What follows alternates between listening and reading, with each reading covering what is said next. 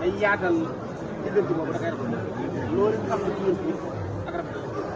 sant yàlla bu baax bi nga fi dañoo rafetlu loolu nag ñu ngi naan yàlla fan la kat nga ñaanal seen maamu nii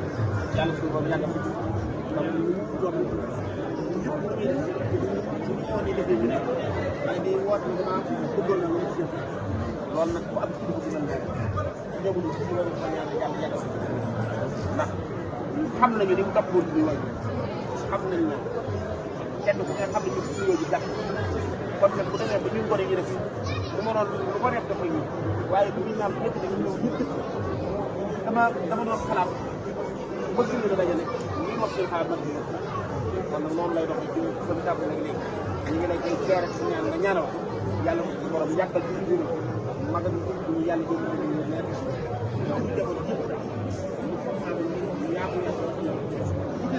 ci lo ñu ci tàkkal ñu ba am diir ba aw ma sago ci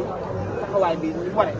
moo tax rek waaye ñi ngi lay sago ñi ngi lay tiitaroo ñi ngi lay ñaanal yàlla fa la cat ci bàkk ci